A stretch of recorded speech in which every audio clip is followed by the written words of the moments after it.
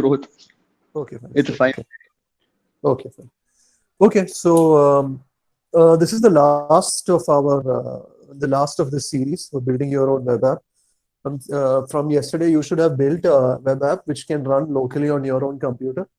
Today's job is to actually make it beautiful and then put it out onto the internet. Okay. Uh, I thank you all for attending. Usually, these kind of courses, like only people who have some amount of dedication stay for the whole thing. So, all the people who are here today, thank you very much for sticking with us. And we will be conducting more like this in the coming future, like different kinds of topics. So, if you have feedback and all that, please let us know what you want improved, what materials, anything else which you want changed, etc. We will adjust the course accordingly. Okay, so today I think Rohit is going to be doing the session today. It's going to be about beautification and deployment. So thank you all once again, and let's get started. Yeah. Um, Thanks, Neeraj. Anyway, so like I think to those who were in the first session, I'll just give a small introduction. My name is Rohit Jacob Samuel. I'm working as a software engineer here in Lyceum. So I'll be kind of telling you on how to, beautify the web app that we have, and we'll get into how to deploy it as well. I'll just share my screen so that you guys can see. Just let me know when you are able to see it. So are you guys able to see right now? Or start? Yeah. So I guess you can see my screen now, right? Okay. So I'm just starting off from where Surur has left off. That is like I've created. If you go back to this particular repository, you kind of see that I'm at my wiki repository. I've actually pulled the code from here. There was a small change that had to be done for Suru's thing. I'll just show it to you. I'm using Genie as well so that you guys can also follow in this. I'll just open app.py. So there was something that Surur had missed in between. So I've actually made those changes. So I want you guys to make those changes as well. On your app roots, at the end of each one, you should actually have a trailing space, trailing slash. This was not given in Surur. So if you don't give this kind of a trailing slash, it kind of sometimes behaves unnaturally. Sometimes it will give you the page and sometimes it won't when you're actually deploying it. So I would suggest you guys, so to whoever has made those changes, whoever has made the web app right now, just make sure that you actually had a slash at the end as well on all your routes. So you had 3 routes. That is your title route, you have your right page route, and you just have to change this. And your home page is having a slash, so it's fine. So you just have to change here. You have to add these slashes as well. So go ahead and add those slashes because if when you're deploying it, we kind of need that. Okay, so the way that I'm thinking of, putting this whole session is like I'm trying to cut it into 3 pieces. The first thing will be like we'll just directly deploy it. We'll see how we can deploy and what services are we using to deploy this particular web app. The second is that I'll talk a little bit about how to beautify this wiki that we have and what CSS files are and all of those things. And thirdly, and on the third one, we'll be learning something about template inheritance, and I'll get to all these 3 points. We'll go step by step as well. So I'll just going back to my terminal here. So yeah, okay. Yeah, so I've got my web app writing here. So the first thing that we are going to do is like going to deploy this our particular web app into the server. So there are a few things, there are few services that we can use for deploying a particular web application. Here we are using something called as a Python Anywhere service. So I can go to your web browser, you can type in pythonanywhere.com, and it'll load you to this particular page where you can actually host Python code and all that. You can host a web application here. There are other services as well, like AWS and like that is Amazon Web Services. You have something called as Heroku. All of those. The reason I use Python Anywhere is because it's a lot easier to set up, and it's much more, a lot easier to set up and deploy it in a very fast pace. So first thing that you will have to do is like you have to open your web browser. Let's go into Python Anywhere. Now let's Yeah, let's start running Python online less than 1 minute. We'll have to we'll have to create a new account here. So when you click on that, let's start, you'll come to this pricing page. You have other options of buying bigger ones, but in this case, we just need a beginner level, so it's fine. We don't have to pay anything. So we'll start a beginner account. Here, I'm just going to give a username. I'm going to give a username. Yeah, I think this is fine. I'll just give it 4. Give a password.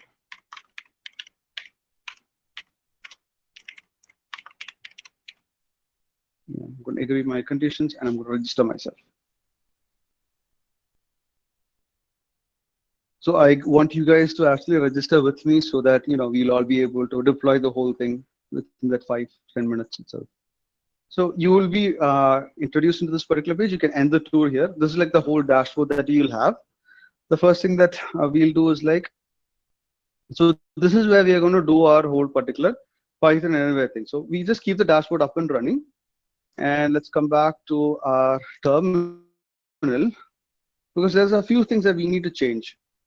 Like I said, if we open up wiki.py, which is our library, right? So here you kind of can see that the pages path is given as a relative path. Now, how this whole thing, how do we deploy our web app to to the internet? We'll have to put this code into that web server which we have. And right now our server is Python Anywhere, right? So when you're putting it there, these kind of relative paths may not always work. So we need to kind of change it in such a way that we can put this particular code into any kind of web servers and it will be able to take it up. And I think during Bala session, that is during the first time that we are implementing this particular library, he had talked a little bit about OS, right, and how we are able to manipulate and kind of get the absolute paths and everything. So we'll be doing that here at the beginning. So I'm just going to hash this code here. First thing that I need to know is that I need to find the absolute path of this folder. So I'm going to type in this _ folder, and I'm going to try to write a code to get that path. I'm going to write os.path.name. name. That's a function, and in that function, I'm going to give os.path. I'm going to give absolute path. It's written as ABS path, and we're going to give something called as __ file __. Here __ file is like a keyword that is very much similar to init and __ main that we've used in the other Flask applications. It's like a Python keyword that we can use. So this kind of gets you the absolute path of which your particular folder is, and this folder, this particular file is. That's wiki.py. So just give it this file, right? Yeah, just give it this file. Now I need to kind of point it to the pages folder. So what do I do for that? What I'm going to do, like this folder. Yeah, you need to know which folder this is. And here we are going to now we're going to need to point it towards that. For that, we've kind of learned this thing, right? os.path.join. You can give this. We'll copy this. We'll paste it here. We'll change this thing to pages, and we'll make this path as the absolute path, and that is this folder. This folder. Okay, and this will be saved as pages _path. Okay, so you kind of got the absolute path, and you kind of got the absolute path at the end here. We've joined all the pages now, so we don't need this code now, so we can get rid of that code. And we'll just see if this particular thing is going to be applicable everywhere. So here, if you look, it's been used properly. I'll just try to increase the size so that you guys can see. Yeah, so we've actually done it here. Now, is there any other place that we are using pages? If we go down here, you kind of see that we're using pages directly, and this is like a relative path we've done here. So what we'll do is we'll rename this pages and give pages _ path. Now, when you look at this whole function, we don't have any other places we are actually giving a relative path to the pages directly. So everything should be fine. Once this is done, let's kind of save this page. We have saved it. And let's go back to our terminal. And we are going to type in git status.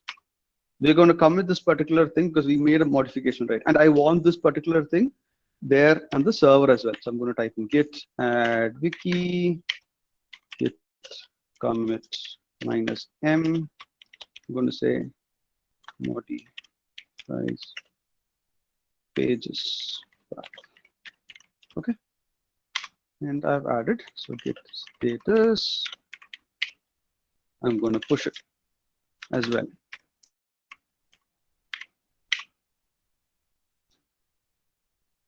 Hope you guys were able to follow, right? What I did is like I just changed two particular lines here.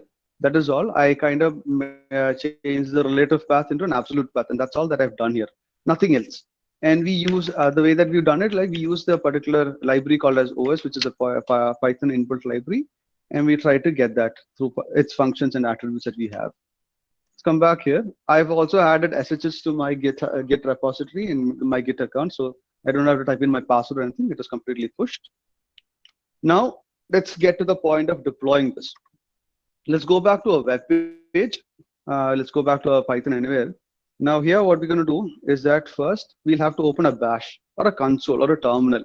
For that, we'll on the top you can see consoles here. So we'll click on this.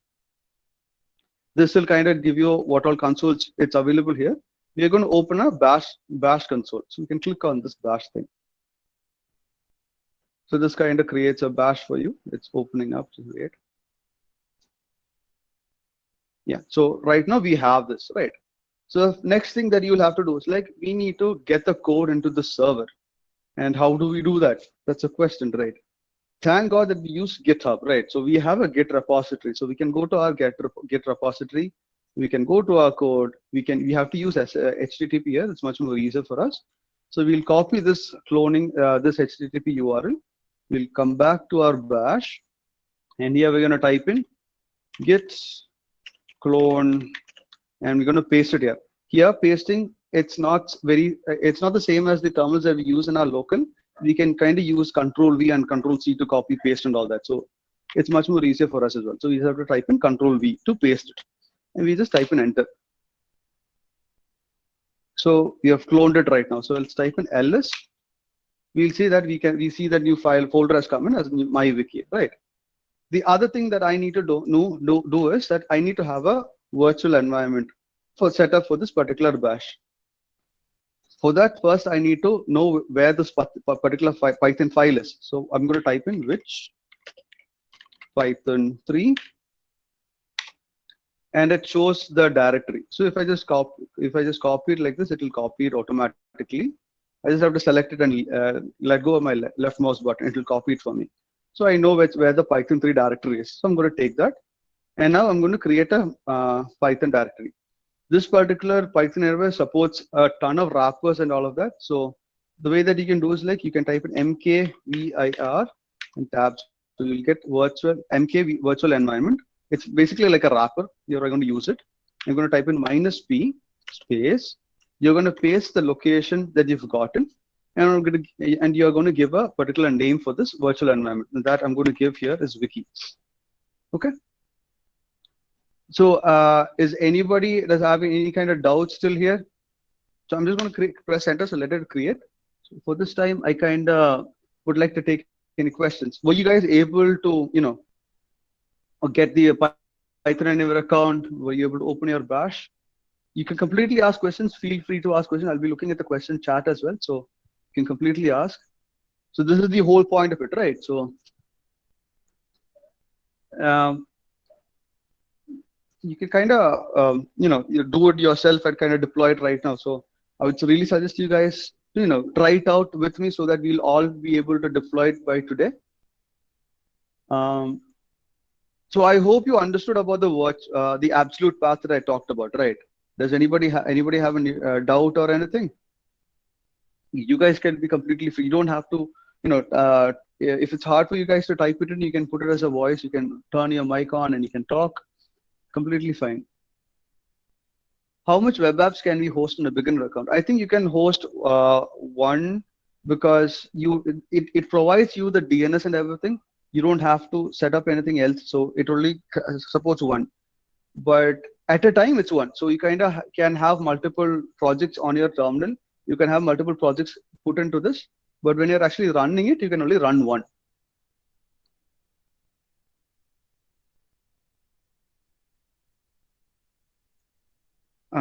So like even right now, I can actually create a new project here. I can pull a new project here and I can keep it on my terminal. It's completely fine.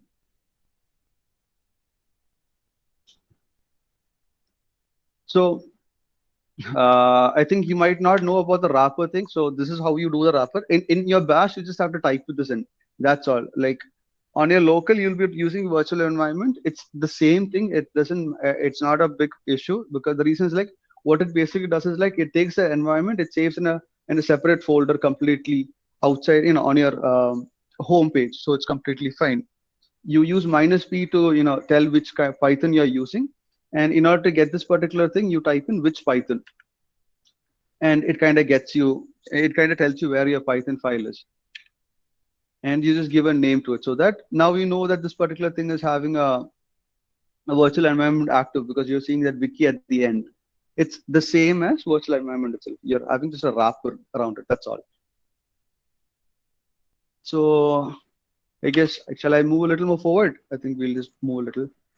So I'm going to type in cd mywiki. I'm just getting in here, and I'm going to type in git status. It shows that I'm in master. This is there for everybody because since we're using the bash from Python, it kind of tells you which branch you are. So it just shows master. Everything is up to date. I'll just type in git log just to see if the latest code has been put here. So you can see that modifies pages path has come here. So it's completely fine. So we are up to date. Now, the next thing that I'll do is that, yeah, now we need to do is like we have a virtual environment, but we need to install Flask in this first, right? So we'll type in pip install Flask. Type in enter. This will install Flask. Is anybody stuck anywhere? Is everybody able to do it? So if anybody has created an account, you can actually say yes in chat so that I know, so that we'll be able to create this together.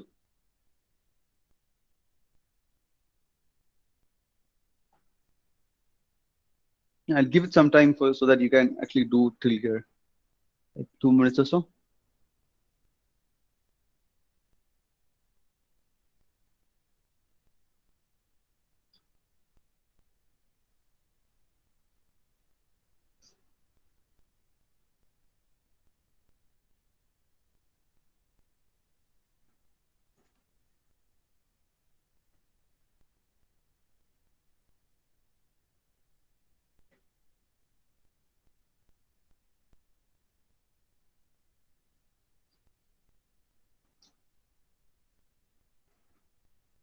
So I told you about the trailing spaces, right? So do you want me to show that the code that I've written for that absolute path? One more time, show the console comments. Okay, I'll just clean this up. So first thing that you'll do is like, let's go back. Let's deactivate. Just deactivating my account. Okay. So first, what you'll do is like, you'll come here. You will open your bash. It will be like this. You will go to your particular repository. You'll clone with HTTPS. You just copy this particular code. You come back to your bash.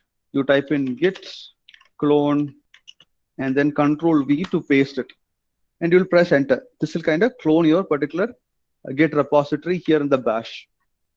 Okay. Once you've cloned it, if you type in, if you type in ls, you'll be able to see your repository here. You'll be able to see your file here, right? So you can actually type in cd and mywiki, and you will be able to get it. The next thing that you'll have to do is that you have to create a virtual environment. I think Surur explained about virtual environment on yesterday's class. So you can type in this command, that is virtual environment. Oh wait, before that I need to tell you where you can get your Python thing, right? So hello, can you guys hear me? Am I audible? Hello. Yeah, okay. So it's like you can type in which Python here. It's WHICH Python 3. You type enter. It kind of tells you where your Python 3 is located. So you can copy this. You can select it. If you leave your left mouse button, it copies for you. Then after this, you'll type in mk via virtual environment, virtualenv, space, you're going to give -p and give the location of your Python file, give a space, and you give the name for the virtual environment. You have to remember the name of your virtual environment. That's why I'm just telling you, I'm just letting you know. I'm just going to type it wiki, so we'll all be consistent. Okay. And once you're done, you'll be able to have your wiki thing. And I'm just going to type in this. This is just to reactivate. Yeah, I think I can use this. So it's source dot.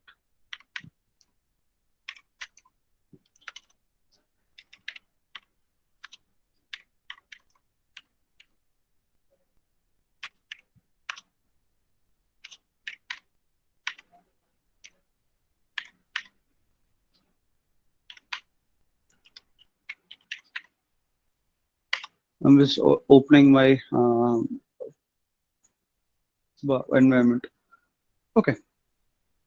And once you have your environment up and running, you just have to type in pip install Flask, because we need that to, run the whole web server, the web app that we've made, right?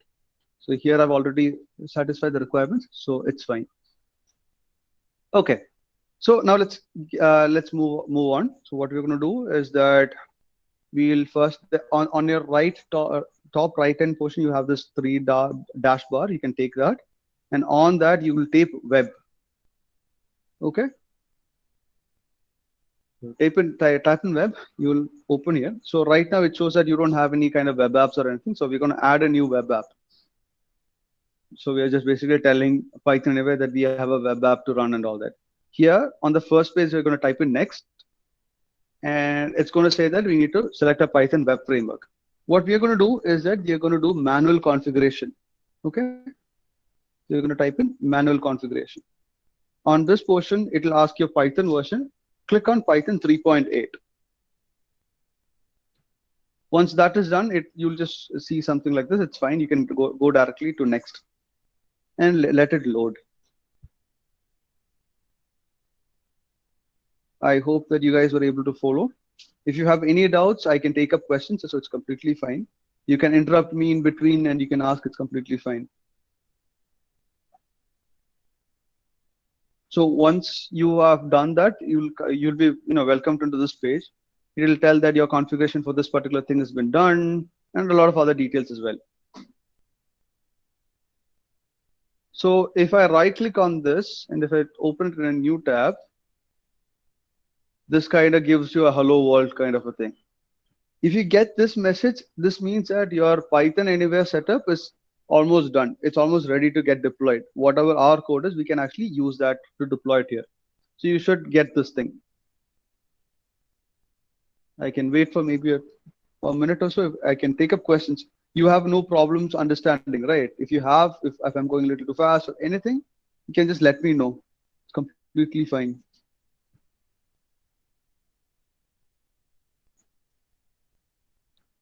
Okay, the reason that I'll try to say it in the reason that I've taken Python Anywhere is because it's very easy to configure a particular web app and deploy it very as soon as we can.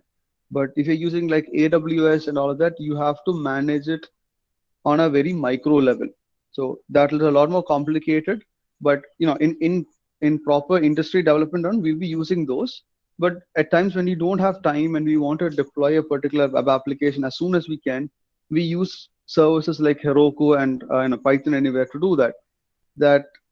It kind of helps you in configuring a particular web app very fast and deploying it out into the internet as soon as we can. So I hope that you guys were able to get this hello world, right? Is it specific to choose Python 3.8 by Muhammad? Yeah, the reason that we selected 3.8 is because remember when we opened up Bash and we gave a Python file directory, right? That will have the latest one. So the environment that we are running in the Bash here in Python Anywhere and the web app that we are configuring should be the same. That's why we are taking 3.8. And if you've accidentally given anything else, you can change it here as well. If you go down on your code, you will see a Python version here. You can change this to 3.8.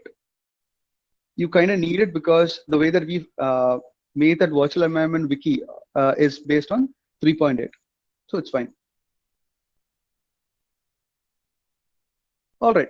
So so if you guys were able to get hello world, just put it in chat that you were able to get it. I'll wait for another minute or so.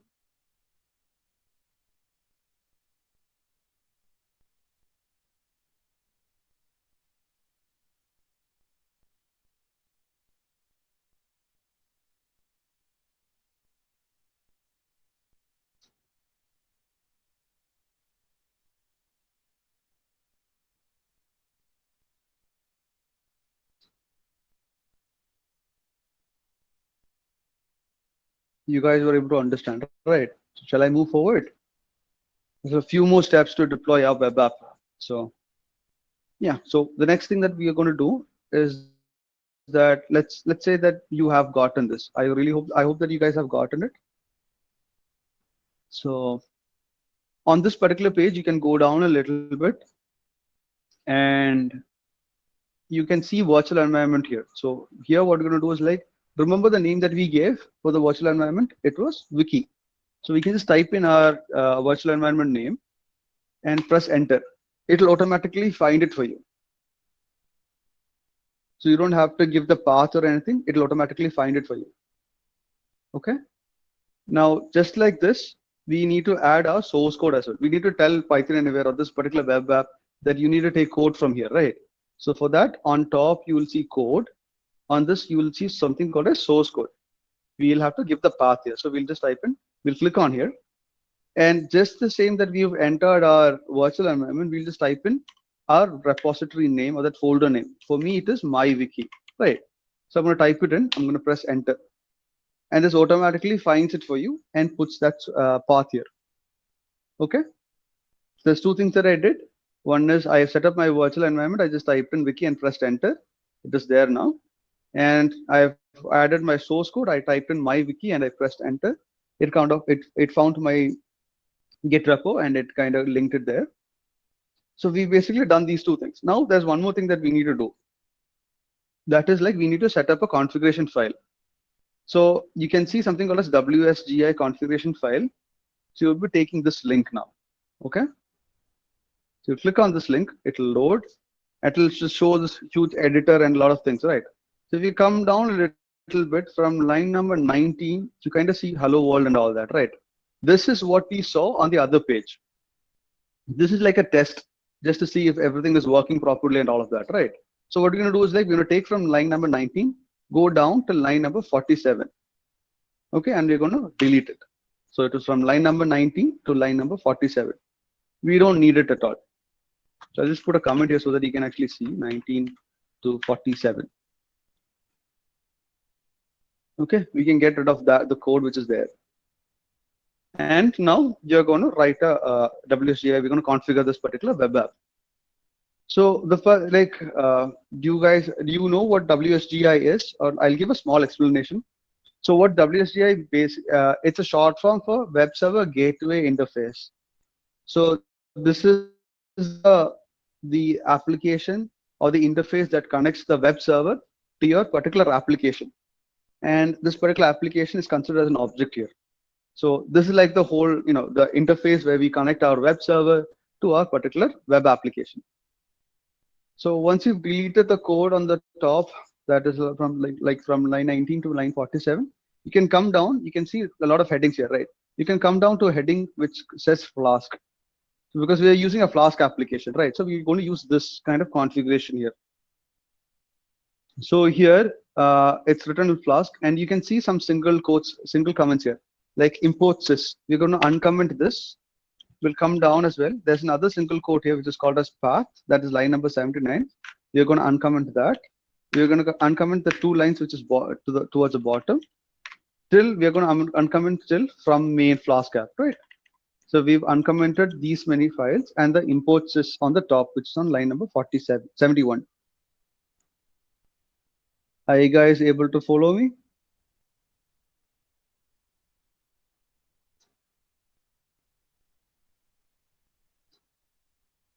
Okay, so on line number 79, now we'll have to give the path to our directory. So from this is my username basically. Rohit SML V4 is my username.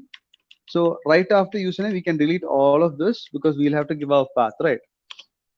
And our path is going to be my_wiki. That is my file name, my folder name to my web application. And once I've done that, we'll have to import our app.py. We'll have to import our app. I'm going back to my terminal just to show you where the app is. So if you type in ls inside my wiki, you can see something, a file called as app.py, right? So I'm just going to print out app.py here.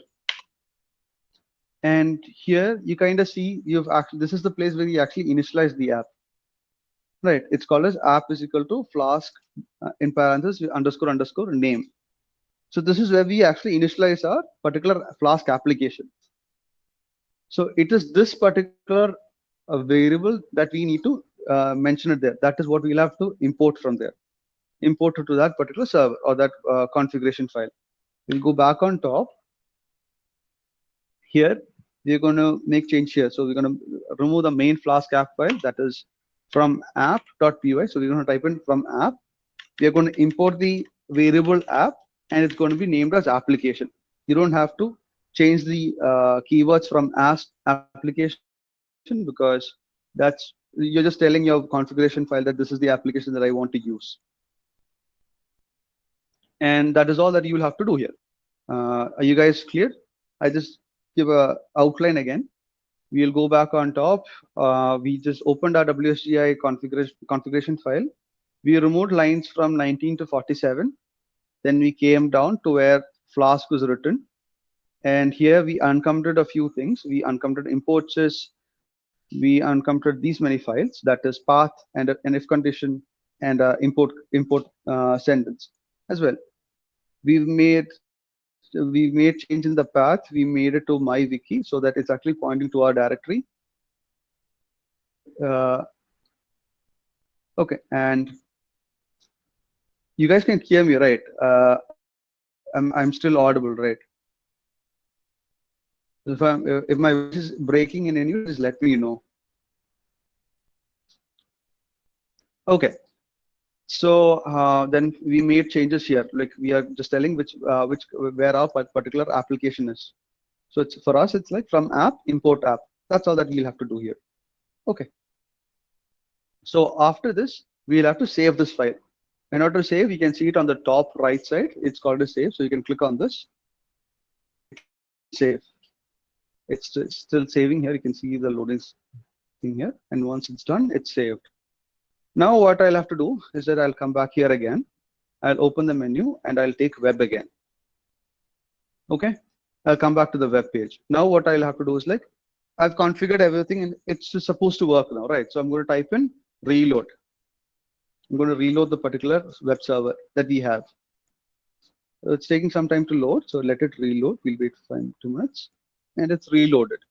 Now we'll come back to the page to where this is, or we can just type in, right-click, and open it in a new tab. Open it. We'll try to refresh it, and we'll see what happens here. Ta-da! Now we've got MyWiki up and running. We have completely deployed a web application. And this particular URL, anybody can open it. So you guys can actually see it. If you're, I'm just going to copy my thing and I'm going to paste it here on my comments.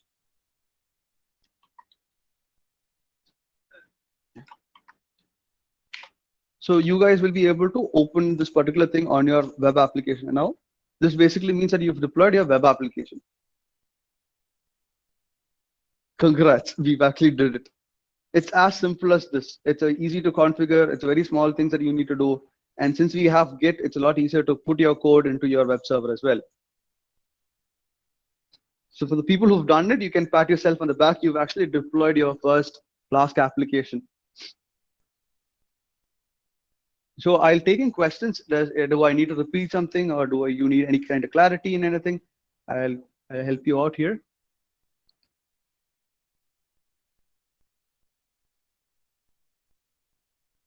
I'll take like 2 minutes for you guys to do it. It's very simple. You kind of created a Python Anywhere account. You got in your console. You cloned your particular Git repository. You created a virtual environment. You came back to your web. You started a web app. You gave manual configuration to that web app, and you took Python 3.8 as your, the Python version. You came back down here. You said where your source code is. You mentioned where your virtual environment is. You made some changes into your WSGI file. That is like from where you need to import the application, and this is the app that you'll have to run and all that. You're kind of tying the web server to your web application. And after that, you just reloaded your web server, and voila, you have deployed your wiki. So are you guys clear with this, or like, do you have any kind of questions? Be completely free. You can ask questions in any way. I'll wait for a minute or so because we'll go to the other topics as well.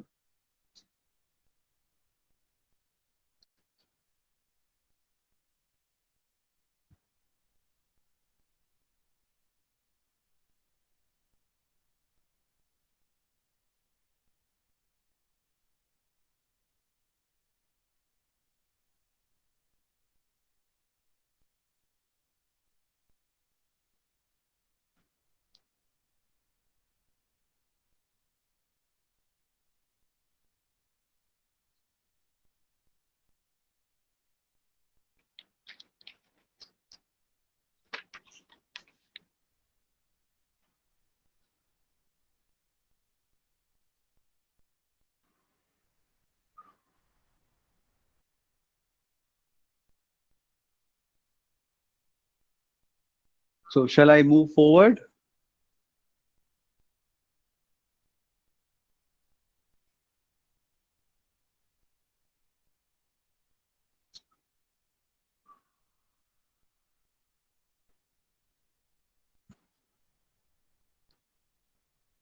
Okay.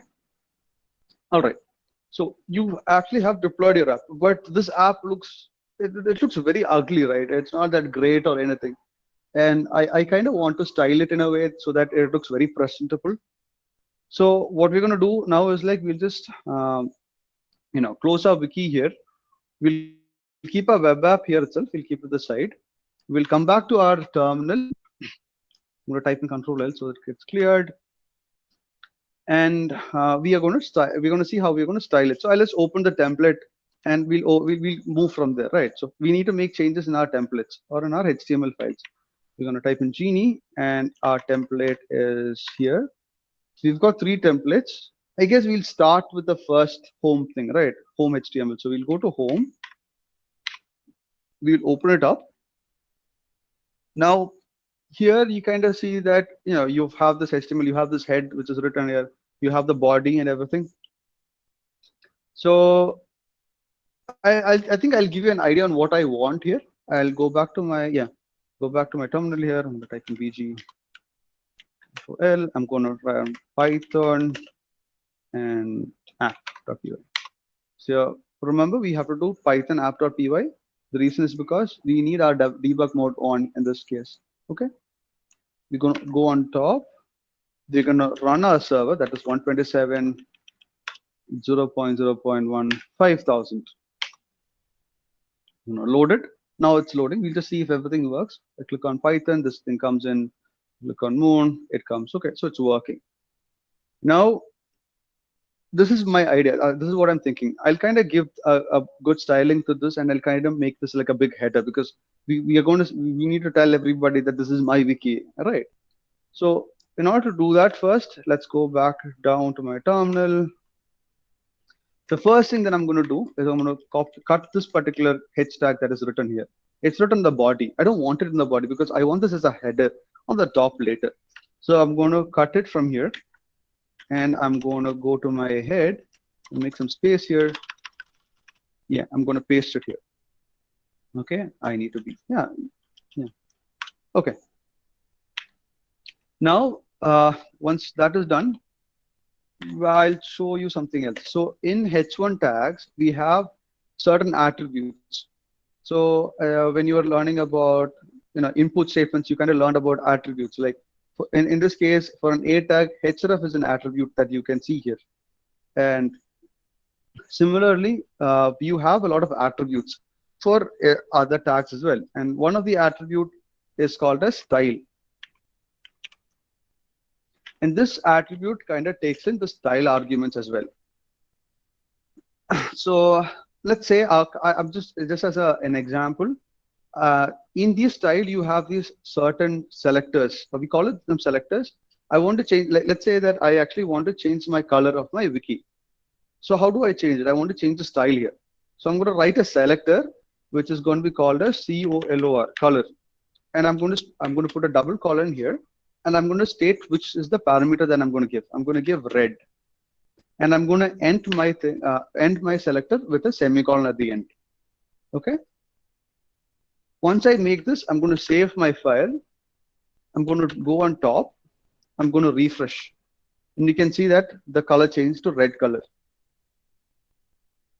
And if you're not able to see the red color, it means that you have the images are being cached.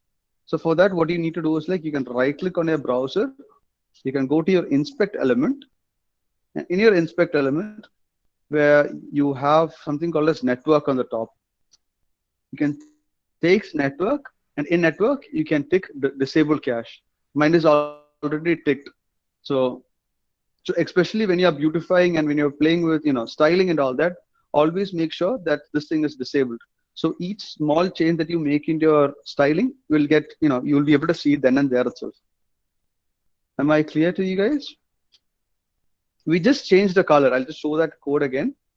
We just put the h1 tag on top of the head where the head is open and closed, and inside that on the h1 tag we gave an attribute called as style, and in that style we gave a color, and we told the color to be red. Okay, that's all that we did. And once that was done, we came back on top. We made the network into disable cache, and we refreshed the page. We are able to see it at red color, right? So coming back here, these things basically are the things that I call as selectors. There's like collector red. This is all a part of a CSS language, or so CSS is actually a language. It's very much similar to our markup language that we write, like bold, italics, and all that. So the full form of CSS basically means it's cascading style sheets, and it's like a language which is used for describing a web page, and properly how to properly style and use all that. So I'm kind of trying to make this particular style here, right? Let's come back to the page. I'm not a huge fan of this color, red. I kind of want to change this, give a color or give a custom color. I don't want red, green, blue, or any of those. Not the the primary colors in any way. Another question. Sorry to, yeah, you can actually access the contents later. I'll be pushing my code into this particular repository. Not only that, this session is recorded, so you guys will be able to get that session as well. So you don't have to worry about it at all. But if you are able to like do the things with me, you will learn a little more. You'll have a lot more doubts, and during the session, I'll be able to help you out as well.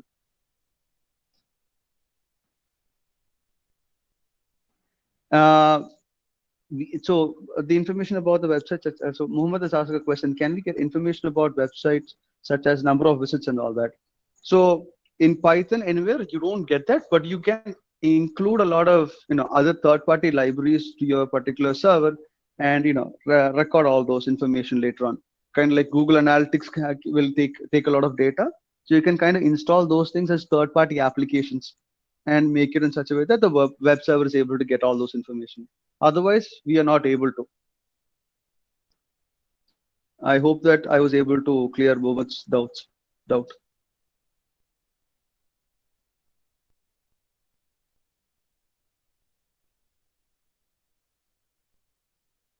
Okay. Okay. So I kind of want to have a custom color. I normally go to a place called as Color Hunt. Yeah. And in Color Hunt, I'm just going to select blue. I'm a huge a fan of blue color. And in this, you kind of see this a wide variety of blues and all that. And in this, let's select this one, right? So what I'm going to do is I'm going to click on this, and on the bottom left side, you will get to see a hash code. You can click on this particular hash. It'll copy it. We'll come back down. We'll come here. We are going to paste it here. Once you paste it, you have to add a hash at the beginning because we are selecting a color palette, right? So this particular color code will give you this the color that we've seen here.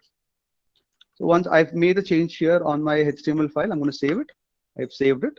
I'm going to go on top. I'm going to open my wiki. I'm going to refresh my page. And see, that color is here now. The other thing that you need to, the thing that I can let you know is like on the color, it's basically 6 letters, 6 elements. That is, if you type in hash 000,000, that is 000,000, the color that you will get is black. And if so, what, let's say this is the color. What kind of color would you think you'll get? It's FFF. Does anybody have an idea? Like, you can just give a guess. What kind of color will this give? This is a valid color, but which color do you think that you will get? White. Yeah, what Neeraj said is right. It will give you white. So 000,000 is black and FFF is white. So you can kind of get the complete range between this. So I'm going to put it back to blue again. We're going to save it. So the color is okay, but I don't want this thing to be on this left hand side. I kind of want it to be somewhere in the center. So how do I do that? We can do it in styling as well. It's not just colors. You can actually do a lot of other things in this as well. So here, I'm going to type another thing. So style attribute takes in a lot of selectors. It may not be just one selector. You can add multiple selectors into it. And in order to tell, the style attribute that one selector is done, that is why we use that semicolon portion at the end. So like I said, I kind of want to change the wiki from the top left to the center. For that, you have a selector called as text align. It is TEXT hyphen align, ALIGN. Now I'm going to give a parameter here. The parameter is going to be centered. It's got other parameters like text align left, text align right. By default, it's always left. But if you specifically say that you want to align it to your center, it will. So let's see if it works. We're going to save it here. I've saved the file. I'm going to go back on top. I'm going to refresh my page and see it's come to the center now, which is good, right? Okay. Now I have another issue. I kind of don't like the font that is there. I kind of want to change the font. So for that, what I'll do is like, I'll open a new tab. Let's type in Google Fonts. We'll try to find Google Fonts. Yeah, something might be there. We're going to open Google Fonts. And normally when I'm taking these kind of classes, I normally go to one kind of a font. I'm just going to type it here. Lobster. I kind of like this font. It's kind of nice. That's why. So you kind of see Lobster here. I'm going to select one of it. You can select any style that you want. The way that you do it is very similar. So you don't have to worry about it. So once I've taken it, I'm going to say, hey, this is the one that I want. So I'm going to say select the style. Once I click on this, this thing will come up. If let's say you don't get to see this image, but you can see it's written, it's already selected, right? So on the top right side, you will see this button here, which kind of tells you to view all the selected families. Open this. In this, you have to go to embed. Okay. In embed, this link is going to be the thing that we're going to copy, and you will see something which is written somewhat very close to an HTML tag or something, right? So I'll tell you what this thing is. Let's first copy this. I'm copying it. I'm coming back to my web page, and on top of my head, on the starting of my head, I'm going to paste it here. Okay. I'll tell you what these things are. So this thing is called as a link relation, or this particular tag is called as a link relation. The name it gets from link relation, that you get the link here, and REL is basically the short form for relation. So this tag is called as a link relation tag. How it works, or what this particular tag is basically, it acts like an import function, or it acts like an import function. So in Python, you've seen, so I'll go back to app.py. So in Python, you've seen that import wiki, right? So it's very similar to this. What it basically does is that it will take all the style sheets or all the stylings from this particular URL and it will load it here. That's all it's doing. Basically, it's like a an import function that you can use. In other words, you're installing a font as well. And this relation can be different types. Here, since it's a font, it's a style sheet. So we'll be giving style sheet. But if you want to, give an icon, you'll change the relation to an icon, and so on and so forth. You've got some parameters that you can add here. But we'll be looking into style sheets here. So we've got this particular link, which means that you are actually copying the, or you're installing the font Lobster. But how do I apply it to I don't want to use it for everything. I kind of want to use it for just my wiki. So how do I say it? How do I do it? If you go back to your web browser, on the bottom, you'll see CSS roles to specify families. In there, it's given, you'll see that a selector is written here for us already, right? So we're going to copy this selector, go back down, and right after text align center, we put in, I forgot to put in a semicolon. So we put a semicolon, then you paste it here. So you're gonna, like, you're now your style has three particular selectors. You've got collector, you've got text align, you've got a font family, right? So let's see if this works. We're gonna save it. We're gonna go back on top. We're gonna open my wiki, and I'm gonna refresh it here. See, the font changed. So we were able to change the font, and whereas the other fonts did not change as well. So we were able to change the font as well, which is nice, right? Okay. Now the other question comes into play. I don't want to write the style for each and every tag that I have. This is very tedious, right? So what do we do here? Is there something that we can do to, kind of make it in such a way that it's easy for us to, develop and style as style together? So what we're going to do is that learn exactly that. So we'll go back to our particular terminal. I'm going to close it here, clean it up here. And what I'm going to do is that these things, or the styles that I've actually written here, are basically CSS files, right? Or it's like a it's written in CSS language. So we need to have a CSS file for this. We need, so that we can save all the styles into that. So in order for that, Python Flask kind of has a rule that if you are putting your CSS files, if you're putting your custom styling files, you have to put in a very specific place. And just like templates, like Surur has explained yesterday, Flask has put it as a rule. So if you want HTML files, it needs to be inside templates. And just like that, if you want to have custom CSS files, you need to keep it in a folder called as static. Okay. Okay. So what you're going to do is we're going to create a new folder. I'm going to go mkdir space static. I'm going to create a new folder, static. Now I'm going to go inside static. That's cd static. Right now I'm static directory.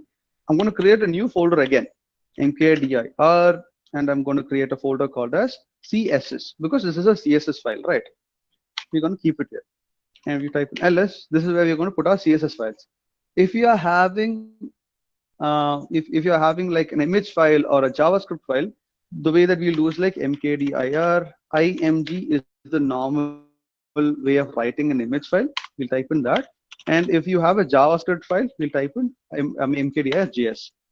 So this is how it will look like. For a typical web app for Flask, you'll have a static folder. Inside the static folder, you will have CSS images or JavaScript if you want to. Right now, we'll only be worrying about CSS files. So let's get into CSS folder.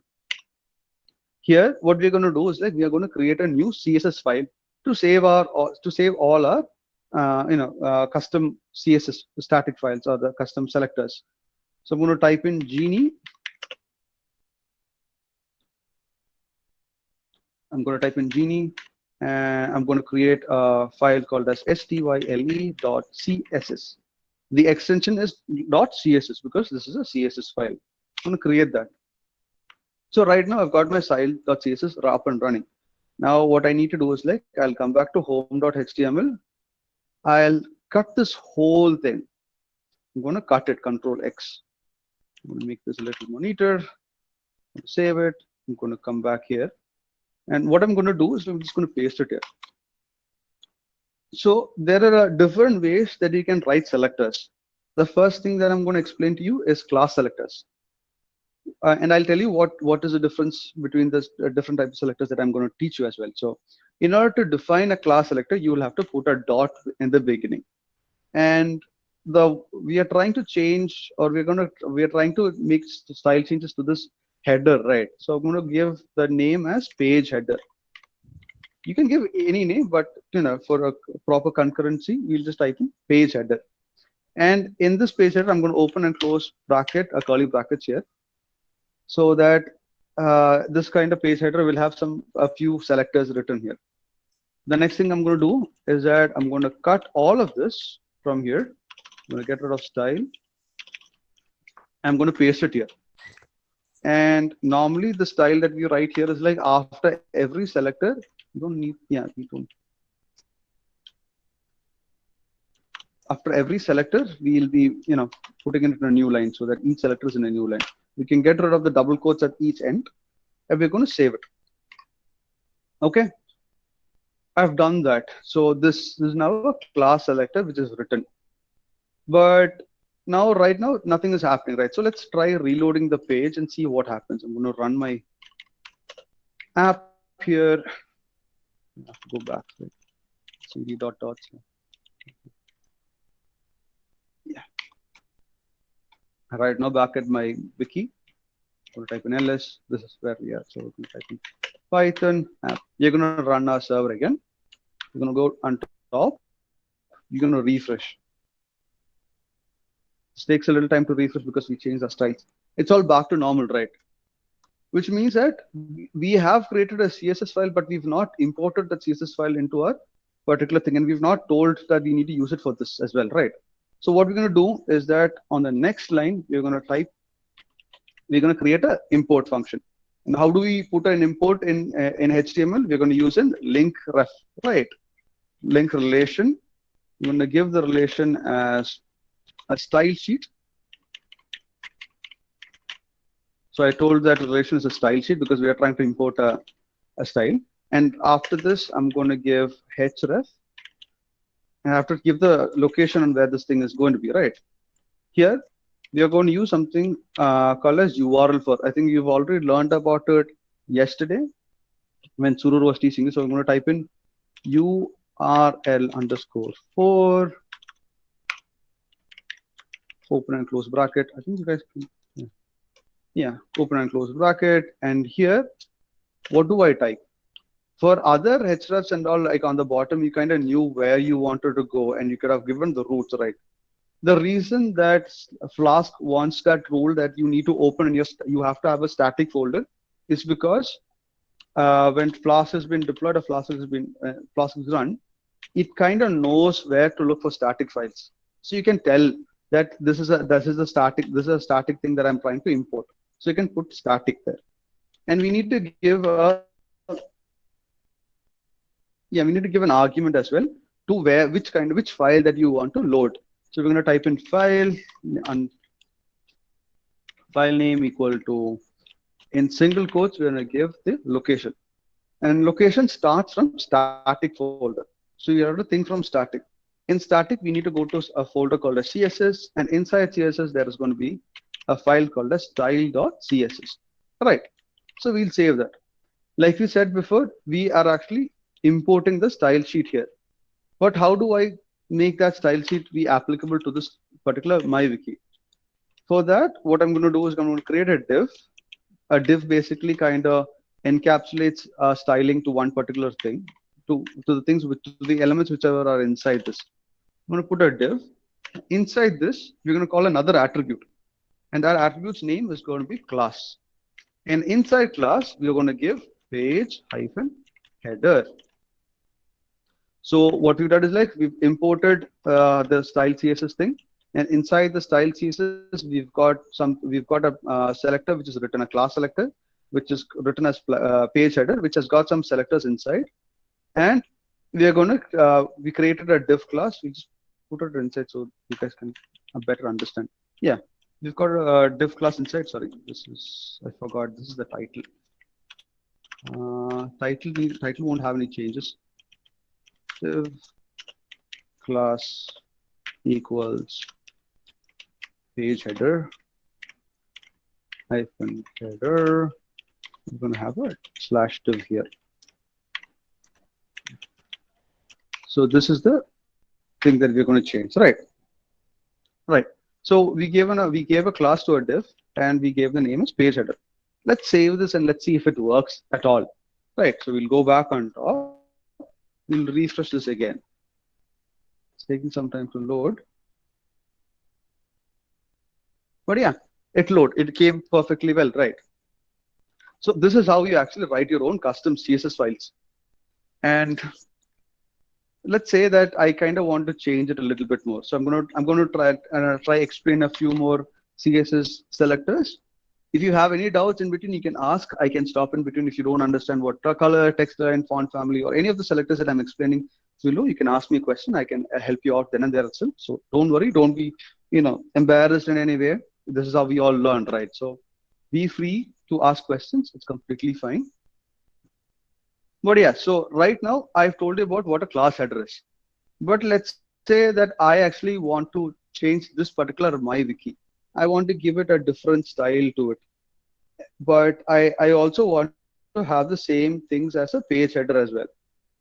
So that is like you're basically inheriting CSS selectors. What you're going to type here is you're going to write in page hyphen header space. Without any comments, we're going to put in space. We're going to type in H1. I'm going to open and close a curly braces here. What this basically means to all the H1 tags that is inside a page header class. That is, I'll just write is all the H1 tags which is inside a page header class. You will have to add, you have to make these kind of changes here. You have to apply these kind of styles to it. Is what it means. So you kind of can inherit from other selectors and kind of add more things to it as well. So here I want to override the color on the top which I've given here. I'm going to type in COLOR and I'm going to give FFF, which kind of gives you the white color. And what I'm going to make changes here is like, yeah, I'm going to make this as a header. And what I'm going to do here is I'm going to make this color as a background color. So it's going to be background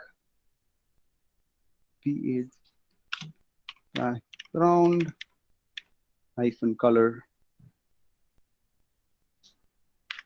Background color is going to be the blue one, and it's still going to be aligned to the center. Its family is still lobster. I'm going to add another thing which is called as margin. So you know what background color is basically, right? So whichever class I'm calling this, it will be the background color will be that blue color. That is all what I've changed. And I'm going to give something called as margin. Margin kind of specifies where your margins are supposed to be for that particular class. So if I put in 0, it kind of tells that wherever the whole div is, or that particular wherever the div for that class is, it will take up the whole thing to make the style changes. And I'm going to give something called as padding. Padding, if you learned CS, you would have learned about something called as zero padding. Yeah, does anybody have a doubt, or like I heard somebody's mic turning on, or shall I continue? Okay, so if you have any doubts, you can ask. It's completely fine. So I'm going to give a padding here. The padding, I'm going to give it as 20 pixels. PX is basically means pixels. And it's going to be 20 px, 20 px, and 40 px. What this basically means is that top padding is going to be 20 pixels. The right padding is going to be 20 pixels. The left padding is going to be, the bottom padding is going to be 20 pixels. And the left padding is going to be 40 pixels. Okay. And I'm going to give the color as this. And I kind of want to change the font size as well for that particular wiki title that is given. So I'm going to type in font hyphen size. This kind of gives you the ability to change the size of the font, and it's going to be written in points. It's 36 points.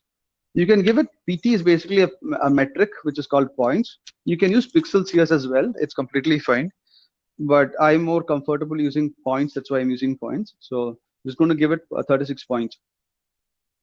And this is the things I'm going to change. I'm going to save the CSS file. I'm going to come back to the top. I'm going to refresh and see how it's going to change. What all things have changed. See, a lot of things have changed. The whole padding is there. The color is my wiki is not white yet. So we have to make a few changes to get that thing done, right? So the reason is because I've not added a dot here on the backend. So yeah, the reason is because when you're actually giving an inheritance, you kind of need to tell which kind of, whether it's a class or whether it's an attribute, a tag like this. So if it's a tag, you just give it like directly, you'll give the tag name. But if it's a class, you'll have to give a dot on the preceding side. So you can see the particular size has increased, the font size has increased, the div has increased, and there's a small padding which is given here and there, and everything looks okay, right? And but now what happens is like these things, the links that I have is kind of far away, and it doesn't look that great as well. So let's try changing that. So since we know that we can write a custom CSS here, we'll try doing it here. In order for that, we know that this is an A tag. First thing that we can do is like we can kind of make this a little bigger. So we're going to give a h1 tag here and a h1 tag at the end of the A tag here. So /h1. I just put it as a different thing so you can kind of see what's happening. I forgot this. Yeah. So basically, there's a p tag. Inside that p tag, there's a h tag, h1 tag, and inside that we have the A tag. No, this is for our select button, right? I didn't read the rest of it. Just give me a moment. Yeah, this is the one that we need to change. That button is pretty much big already, so we don't have to change that. We'll give this here, and we'll give the h1 tag at the end here as well. /h1. We're going to save it. We're going to go on top. We just refresh and see if it's become bigger. Yeah, it's become a lot bigger. Now we can kind of see the whole thing, and but I still kind of want to make a few changes in this as well. So what I'm going to do is that I know it's inside a h1 tag, and it's inside this particular title is a hey tag, which is inside a h1 tag, right? We can make those changes here as well. So what we're going to do is that we know that there's an attribute h1, and inside h1 there's an A tag that is available, and we need to make those changes to that so that we are able to see those changes, right? So any we're going to make whatever we're going to write here inside this is going to affect the A tag, which is inside a h1 tag. So are you guys able to understand here? Are you guys all good? So I'll just show it to you here, like on home, you kind of give it here, right? So what kind of color do you want to give to this particular, these particular tags? Does anybody have any kind of a suggestion? You guys can put it up here. Whichever comes up first, I'll put it. So you can kind of give whichever color you want to here. So what color do you want to have? You want to have black, or do you want anything else? You guys can actually tell me so that I can put that color. Or should I go with the same blue that I'm having here as well in the background? What do you guys want? Black. Okay. So I think we'll go with black. So let's go COLOR color. So what was black again? I think I've told you once, right? What was black again? Can anybody say what black is? It's 0000000. Yeah, so it's 0000000. Okay, so we've given black, and I kind of like the font, so I'm going to keep the font as the same.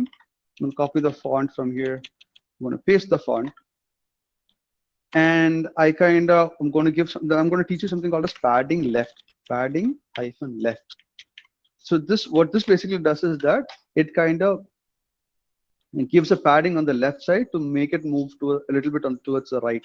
So I'm going to give a padding which is going to be around close to 15 pixels. That'll be enough. And yeah, I'll just save it. I'll just reload it here. We'll see what happens. Yeah, so it moved a little bit, and that color is here now. Now what you're going to do, since it's an A tag, it's got this kind of a light color to it because it's already active. It's completely fine.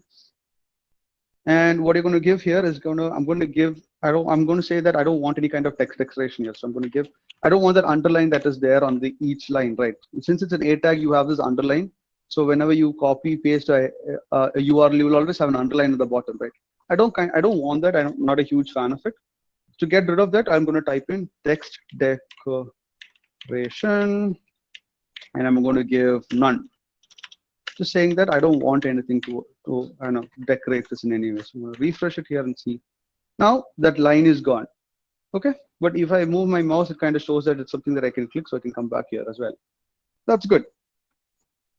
Now that is also done. Okay. Now after all this, I've made some changes. I'm still good.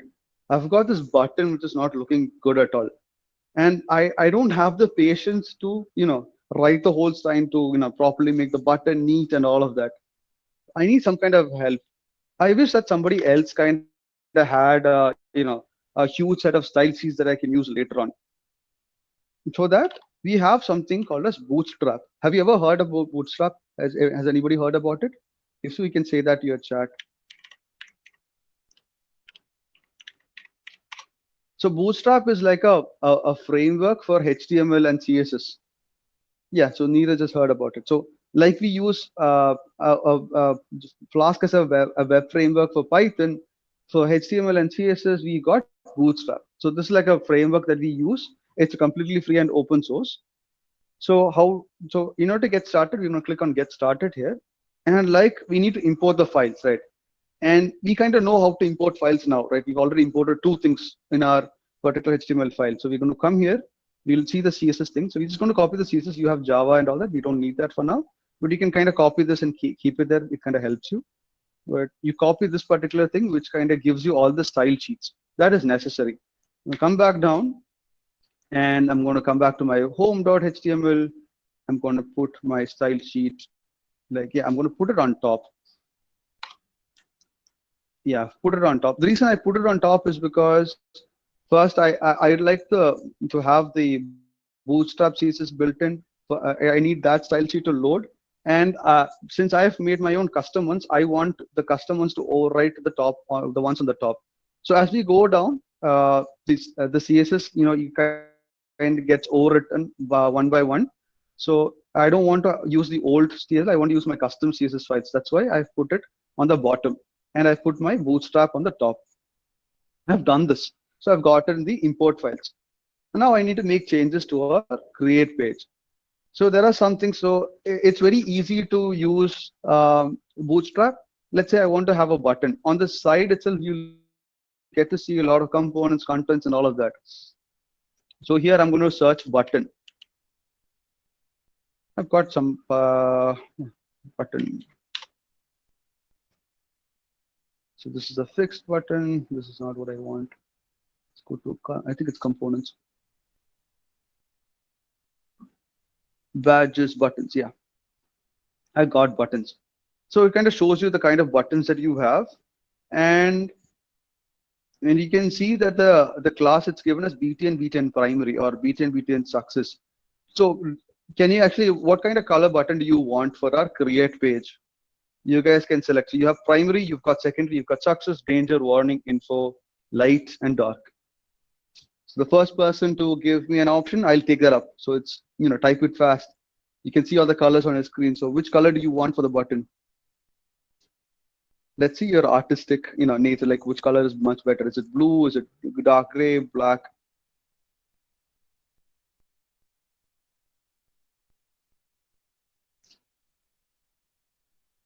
So can you actually tell me which button you want? So it's much more, let's go with, somebody got green. So the first person was by Nandu. So I'll take green. So green here is called as success.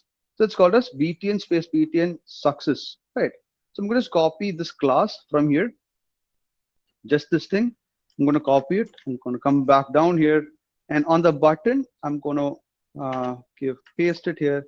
I think I lost the C when I was copying. So I'll just put in class. I'm going to save it. And I'm going to come back up. And let's refresh our wiki and see if it changes. It doesn't change because I have not loaded it properly. Yeah, I typed it S class. It's C class. It was a typo from my side. Let's reload it again. It's taking some time because it's importing the style classes.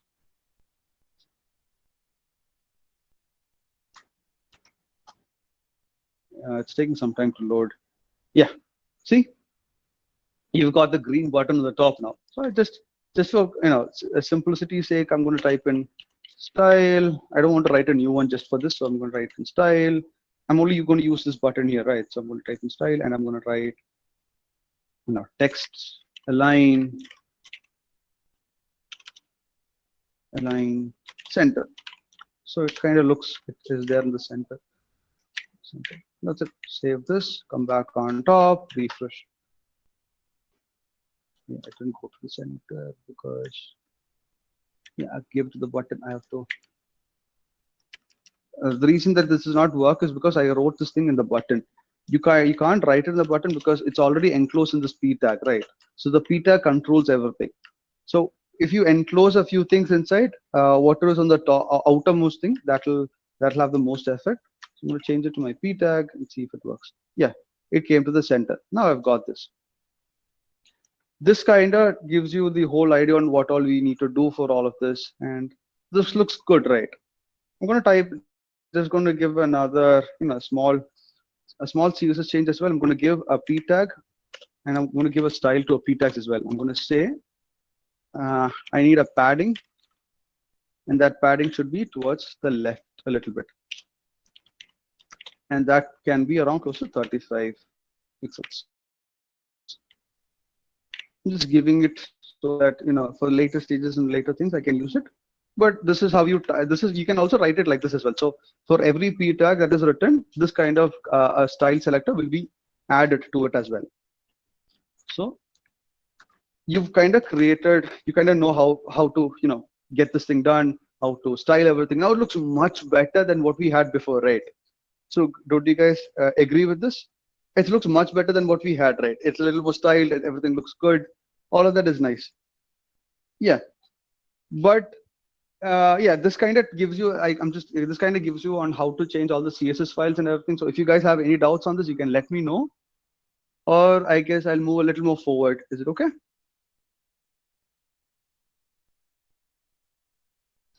Now there's one more problem in this, right? It's all good that we've done this for this particular home page, but when I click on Python, it goes back to the old one. And I am not in the right mood to write everything again. I don't want to give all of this, imports. I don't want to make those changes everywhere. So do you guys know, is there any other way to kind of, make it easier? Is there any kind of shortcut method? Do you guys have any idea? I think yesterday while Surur was creating the HTML, he was like saying that it's a big drag, right? Because he had to copy all of the HTML, paste it again, do the same things again and again for 3 HTMLs. The thing is that we only have 3 HTMLs, but when it comes to development, we'll have to make changes to a lot of things as well. Neeraj has asked, same CSS file for all HTML. Yeah, what you said is right, but even though you kind of need to import it to every HTML file, right? The only reason that we are able to get that style is because we've given this thing, this particular line. So one thing that you can do is that you can actually copy all of these links to each and every file that you have. Or there's a different, better way to do it. It's called as template inheritance. So we're going to learn a little bit of that and kind of wrap it up as well. So what do you mean by this template inheritance? I'll give an example. I'll try to give an example. So what I'm going to do is that I've got this home.html file here, right? Let's keep it like that. We'll go back to our terminal. We're going to close this and we're going to clean it up here. I'm going to create a new file. So I'm going to open Genie up. In my templates folder, I'm going to call something, HTML file called as base. So this will be like my base HTML file where everybody's going to inherit from. I'm going to type in HTML. And I'm going to open it. So here, base HTML is run. Now, like when you go on the top, this kind of header looks good, right? So I kind of want this particular header to every page that I have. So for that, what I'm going to do is going to come back to home. I'll go on top. I'll take from HTML to head. I'm going to cut all of that. I'm going to come to base. I'm going to paste all of it. And come back to home. Since I'm not going to use the HTML, I'm going to cut HTML from here as well. I'll put that here and I'm going to get back to this. Yeah, now that is done. So right now my particular home does not have a head. It looks weird, right? So the other thing that I'm going to do is that, yeah, I've got this body which is also written. I kind of don't want body. I'm going to get rid of the body. So this kind of gives you all just the content that we have, right? Come back here. I'm going to type in body again. I'm going to type in body here as well. /body. Once I've done that, it's done. So I have this body, I have this whole HTML written here. This kind of just has the content that I need for this one specific page. The first thing that I'm going to do is I'm going to write a code on top. It's going to be open and close curly brackets, and inside that I'll have two percentages. You've seen this for functions, right? When you write functions in HTML, you write it like this, and you're going to call a function which is called as extends. Okay, and I'm going to specify which file I'm going to extend from, or which file I'm going to inherit from. I'm going to type in base.html. So what this basically does is that, or whatever information that you have here is going to be pasted here as well, right? But will that solve our problem? Actually, no, because we kind of want this information. We kind of want this information somewhere inside the body that we have here, right? So for that, we use something called as blocks, blocks. So how are we going to write a block? It's the same as a function. So we'll have this. I'm just going to increase the size so we can see. I'm going to type a block here. I'm going to type block, and I can give whatever name I want to here. So I'm going to give the name as content. Okay, just for simplicity's sake. And like Surur said yesterday, if you're writing functions, you need to close those functions. You don't need to do that for extends, but a function like this, you'll have to end, like you have to close that function. What you're going to do is like going to type in again a function thing, and here to ending a for, what would we write? Do you remember? Can anybody say? How did we end a for function within an HTML? You guys just saw it like 2 minutes before. End for, yeah. So what Neeraj just said is right. So can you give a guess on how to end this particular thing, or how do we end this particular block? No, any kind of guess is fine.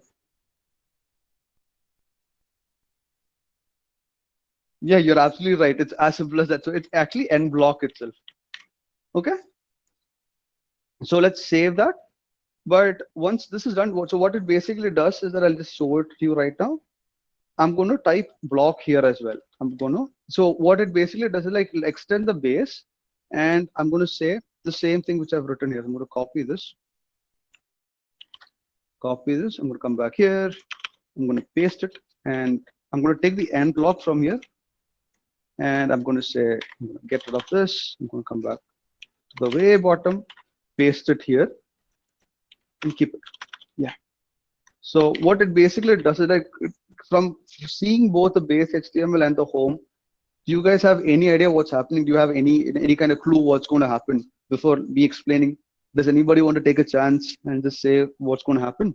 You can use your voice if you don't want to type too long, or you can say what will happen. What is going to happen when I do this? You know that base kind of inherits everything. Does anybody have any kind of an idea?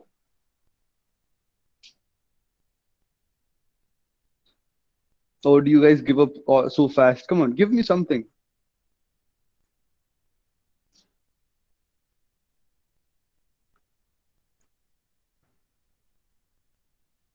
Hello, can you hear me? Same as before. So what basically happens is that you're somewhere close, Mohammed. So what basically happens is like you will inherit the base, and whatever you've written in this block, this gets copied into this, or this block content gets replaced by whatever we've written here.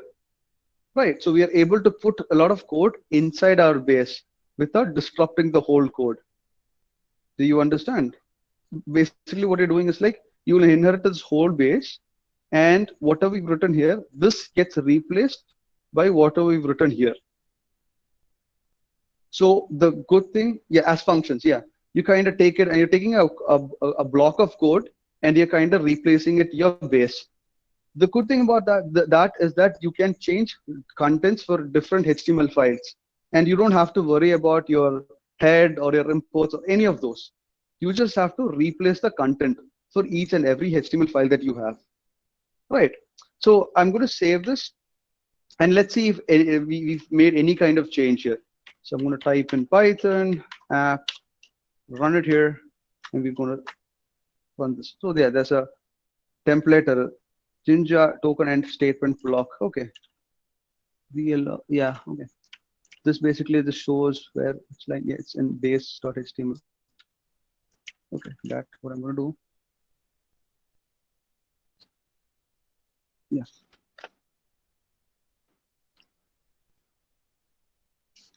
So it's got a string or something. On top, you can see I forgot one quotes. That is why it was saying. So on the top, I forgot one quote on the top. So I've just made those changes. Let's reload this thing again. It's loading. Since the cache is disabled, it loads all the styles again once again. So take a little bit of time to load. Let it load. Yeah. See, you've got everything back. Everything's running smoothly. And you only used this much code for your home.wiki. So let's try changing our other files as well, right? So I'm going to I'll open from here. I'm going to open, what is the next file that I want to do? I'll open page. Is that okay? Yeah, I'll open page. So here you can see, this is what the page is written. What you're going to do is like, you're going to get rid of the HTML head. We don't want that. We don't want the body or anything. We just want these two lines, right? So what's the first thing that you'll write? You'll write the code, the function to extend it from our base. We're going to type in extends. When you give base.html, give HTML base.html, and then we're going to open our content. This is content tab. It's going to be our block content.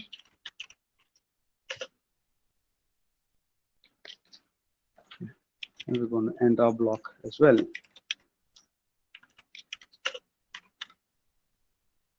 End block. I'm going to save. This is all what we've done. We just added a h1 tag and a p1 tag, and that's all that we did as well, right? I'm just going to see my CSS file. I want to just check one thing. Yeah, I can give multiple. So when I'm looking back here at page, I kind of want the page title to also be big as well, and it's using the h1 tag, right?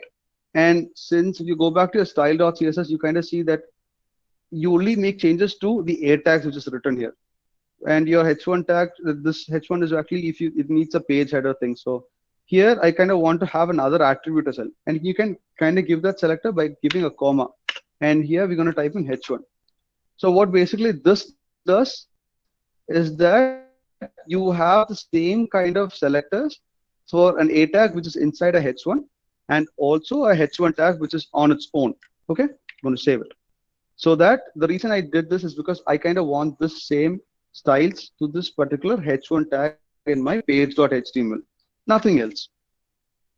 And I'm going to go back on top. Let's refresh the page and see how it looks like now.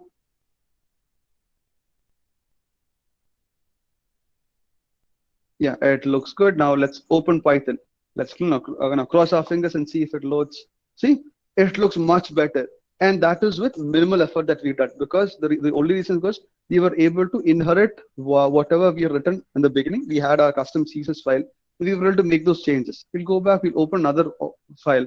That also works well. And now if I open the create page, this is my old one again. So I can do the same thing to that as well, and it will completely work without any problems at all. Right.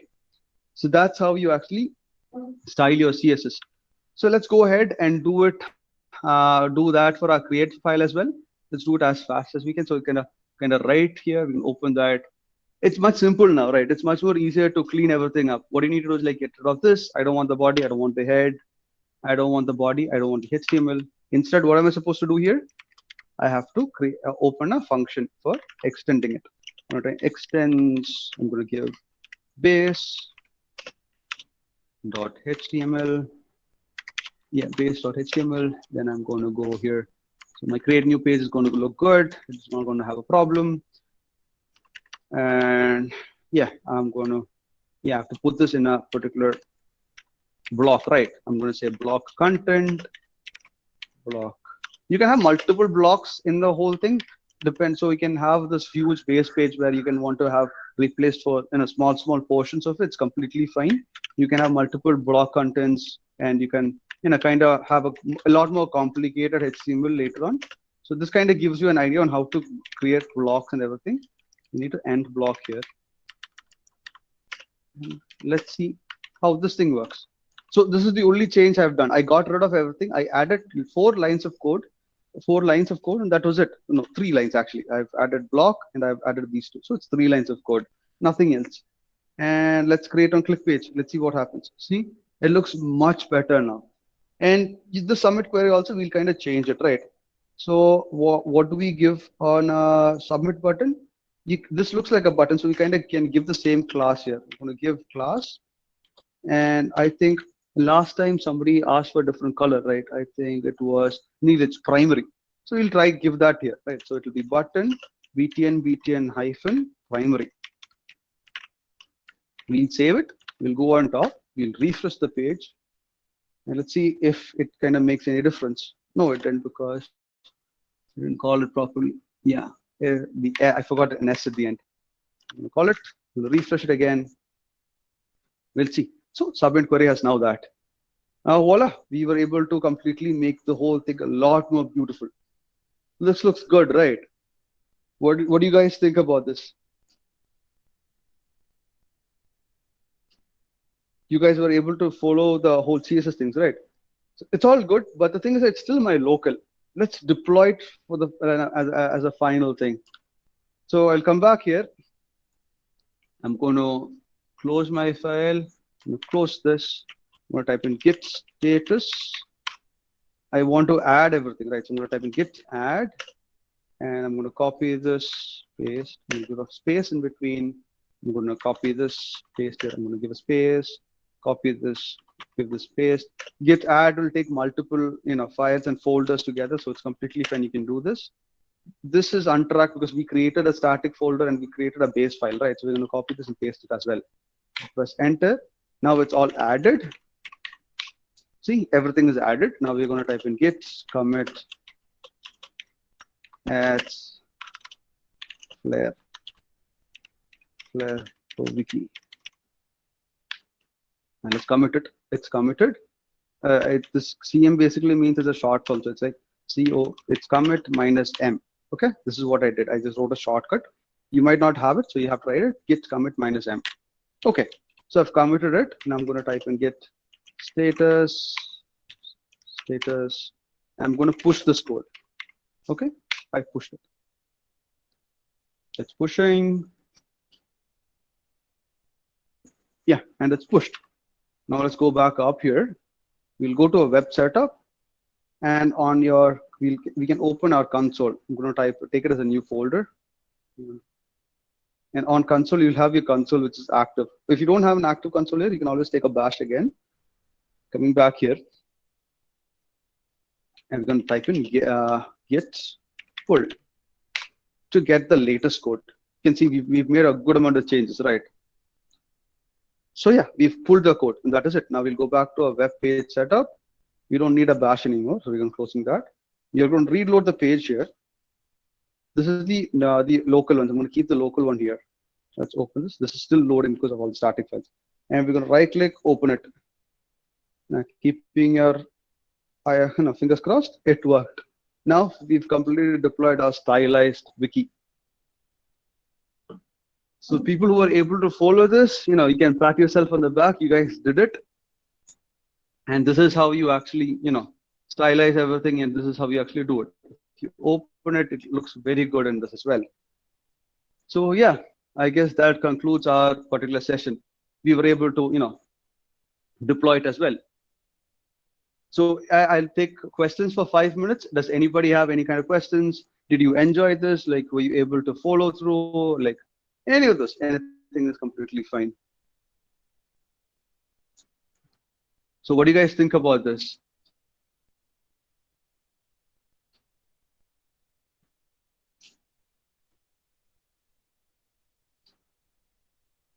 Does anybody have any kind of questions? How did you feel writing CSS files, or is it too? We'll Yeah. two questions about the recordings have come. I think once this thing is over, we'll organize all this into this thing and we'll put it up on YouTube as a series or something and make the link available to all the people who have registered. Okay, so I get it in a week at the most. Aishwarya will get it. You'll get it. Okay. Apart from that, any questions? So as an exercise, I think it will be a good idea if you try to make something like this by yourself. Okay. To fix this within 1 week, we had to cut some corners. Simplify it. Usually, these wiki pages will not be written onto the disk like what we did. File equal to open and f dot write, f dot close. Other f equal to open, f dot write, f dot close. That's not the way we would do it. This data we would usually put it into a database. Okay, so and then only we will deploy it. Problem with putting it on disk is because disk you will resize the disk, you might corrupt the disk, or it will happen. Database are much more reliable. Okay, than that. So structure equal to HTML, design equal to CSS, script equal to Python. Yeah, more or less. That's correct. Yeah. There is also storage equal to database, but that we didn't do this time. Yeah, that takes a little bit more time than a week. That will take more time, so we decided to skip that. So this should be enough to get you started, and then we can probably do one bigger one later. Okay. Yeah, if you guys really want to, have this kind of database, and we can go through that. If you guys tell us, if you guys are able to let us know, I think we can, figure something out and get a kind of a workshop out as well. Okay, so couple of things. One, thank you all for coming. All right. I hope, like, if you have projects which you do, similar projects, you try it out yourself. Try changing the styling, make the wiki more complicated. See if you can implement search, some things like that. If you can do, and if you deploy it and send us the URL, we can publicize it on our website and our social media channels. So you will get some, publicity like that. Also, we can do that if you want. The other thing is, please tell your friends about this. We'll be conducting more like this, and we'll be using the GenSkill app in the future classes so that it will become like you'll have quizzes and things like that, and you'll be able to learn more technology and things like that in the future. So a question came up, Neeraj, where will the new pages be stored on the Python Anywhere? It will go to the pages directory itself. It will go to the pages directory in this particular machine. You'll not have it on your local system. You kind of get it in your particular Python Anywhere machine. So on that, if you type in CD, and you'll have a file inside that. You might get it here on your Python Anywhere, but you will not get it in your local. It's basically saving or writing that into the disk of that particular server. I hope you were able to understand. So Neeraj, usually we will develop the software locally and we will deploy it onto some machine in the cloud, like Python Anywhere. If you deploy it, then all the data will be on that machine in the cloud. Okay. Either on the disk of that machine, or more correctly, it will be put in the database of that machine. Okay, that's the way it will work in the real scenario. So usually what we do is, whenever we develop applications like this, we have some sample data which we keep on our local machine that we use for development. Okay, and then once we are happy with that, we move it to the server, and there we'll have live data. Okay, which is actually from public Janta and all that. Okay, so I think we can wind up there. No, Rohit, anything else? Any other questions? If you guys have any, yeah, somebody had a question. it's Manjusha. Is that Manjusha? Yeah. I will send you the feedback form, so please mark your feedback, okay? And then few of the candidates requested for the participation certificate. So to avail the certificate, you have to just like and follow our GenSkill platform. So I'll send you the links of the social media platforms of GenSkill. I think you are already familiar with GenSkill platform because Naufal sir and our tech teams have already introduced about the GenSkill. So I'll send you the social media links of GenSkill. So please like and follow the GenSkill platforms, and then send a screenshot of the same. Then we'll send you the participation certificate. Also, Lyceum would like to introduce a virtual internship program. So I'll mail you the details of the virtual internship program.